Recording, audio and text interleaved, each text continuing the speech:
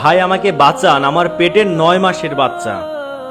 এই কথাটা বলে যখন একটা বোন পানিতে ডুবতে ডুবতে তীরে যারা আছে তাদেরকে আকুতি মিনতি করছিল নিজে বাঁচার জন্য, তারা বাঁচানোর চেষ্টা করেছিল, কিন্তু শেষ পর্যন্ত সেই বোনটি বাঁচতে পারেনি। একটাবার কল্পনা করা যায়, যেখানে সুস্থ সবল একটা মানুষ যদি নদীতে ডুবে পানিতে ডুবে নিজের চোখের সামনে মারা যায়, সেটা কত বড় কষ্টদায়ক হতে পারে। আর সেখানে একটা বোন, তার পেটের 9 মাসের বাচ্চা, সে নিজে বাঁচার জন্য, তার পেটের সন্তানটাকে বাঁচানোর জন্য কাকুতি মিনতি করলো, তারপরেও তাকে বাঁচানো গেল না। রাজনৈতিক বন্যার এই পানিতে ভেসে গেল সেই বোন এবং তার পেটের নিষ্পাপ মাসুম সেই বাচ্চাটি। কি দোষ ছিল তার? সেই পৃথিবীর আলো দেখার আগেই পৃথিবী ছেড়ে চলে গেল। এই দায়ভারটা কে নেবে? বাঙালি হিসেবে আমাদেরকে এতটুকু লজ্জাবোধ কাজ করে না?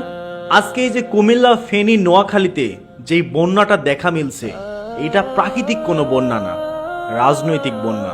যেই রাজনৈতিক বন্যার শিকার হচ্ছে সেই কুমিল্লা, ফেনী, নোয়াখালীর অসহায় মানুষগুলো। তারা জানতও না যে তাদের জীবনের সাথে কি হতে চলেছে। এই ভিডিওটা দেখুন, ছোট্ট একটা মাসুম বাচ্চা, তারও তো বাঁচতে স্বাদ হয়। এই পৃথিবীর আলো বাতাস, এই পৃথিবীর সৌন্দর্য তারও তো দেখার ইচ্ছে ছিল। চারিদিকে শুধু পানি আর পানি, আর তার মাঝখানে সে ভেসে বেড়াচ্ছে নিজের জীবনটাকে বাঁচানোর জন্য।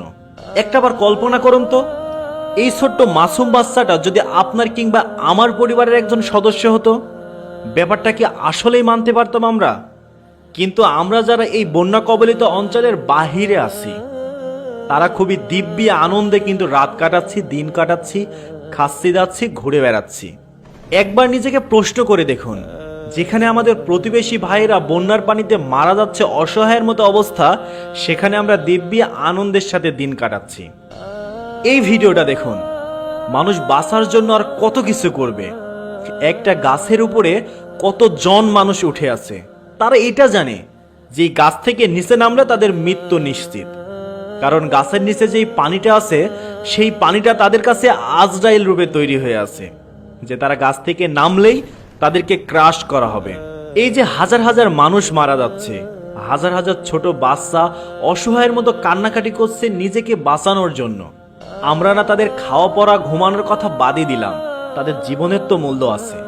এই যে হাজার হাজার লক্ষ লক্ষ মানুষ মুহূর্তের মধ্যে পানিতে ভেসে চলে যাচ্ছে, তাদের আমরা উদ্ধার করার জন্য ন্যূনতম চেষ্টা করছি না। হ্যাঁ, চেষ্টা কিছু মানুষ আমরা করছি, তবে সেটা খুবই নগণ্য। তাই আমি বলতে চাই, আমাদের যাদের যেখান থেকে যেভাবে যতটুকু সামর্থ্য আছে, এই মানুষদের পাশে গিয়ে দাঁড়াই। হতেও তো পারে আজকে ফেনী, কুমিল্লা, নোয়াখালীতে বন্যা হচ্ছে, কালকে যখন ভারত আর একটা বাঁধ খুলে দেবে, তখন আমার আপনার জেলাতেও এই বন্যা চলে আসবে। তখন নিজেকে ক্ষমা করতে পারবেন?